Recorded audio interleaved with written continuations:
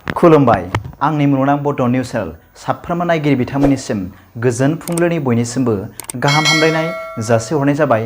आसा खालामो नोंथांमोनहा गासै मोजाङै दं। बे समाव आं नोंथांमोननि सिगाङाव फुंबिलिनि मोननैसो खौरां लाना फैलायबाय। अन्नानै भिडिअखौ स्किप खालामाजासे जोबजासिम नायलांदो। दिनैनि फुंबिलिनि मोननैसो खौरांफोरा जाबाय। गिबि रादाबाव दं बिहाराव डेंगु बेराम गोसारदों। खौरां मोननाय बादिब्ला बिहारनि पाटनायाव आरोबाव मैया गोदानै सा 197 सुबुंनि देहायाव डेंगु बेरामनि लैखोन नुनो मोनबावदों। मख'नो गोनां बाथ्रादि दासिमाव सा 201 डेंगु बेरामनि सुबुंफोरा गुबुन गुबुन सरकारि हस्पिटालाव बेराम फाहामजागासिनो दं होनना खौरां मोन्दों। नैथि रादाबाव दं सिखावफोरा एटिएमआव लुट खालामदों।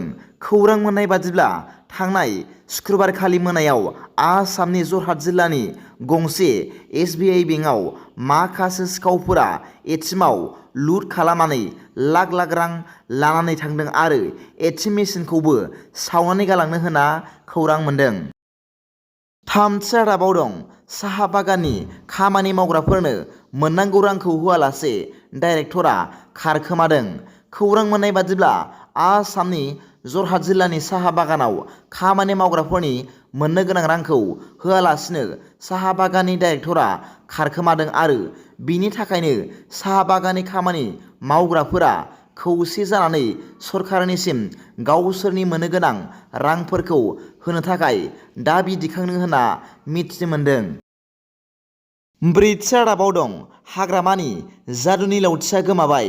बे बाथ्राखौ बुंदों थांनाय शुक्रबारखालि इउपिपिएलनि गोजोन रादाब फोसावनायनि मटर साइकेलजों हानजा सुरनाय समाव बिटिआरनि गाहाय मावफुं सोद्रोमा मानाव गेदेर प्रमद बर' बिथाङा खौरांगिरिफोरनि सिगाङाव बिथां मानाव गेदेर प्रमद बर' बिथाङा फोरमायदों दि बिटिआर सरकार सालायनाया दासिम बोसोरथाम जाबाय आरो बे बोसोरथामाव जोंनि बिटिआर सरकारा गोबां जौगाखांनाय खामानिफोर मावबाय आरो 17 बोसोराव जि गिथावना थासारि दंमोन बे गिथावना थासारियाबो जोंनि बिटिआर सरकार फैनाय लोगो लोगो गोमालांनानै आथिखालाव गोजोन थासारि फैनायखौ बयबो नुनो मोन्दों आरो मोनदांदों।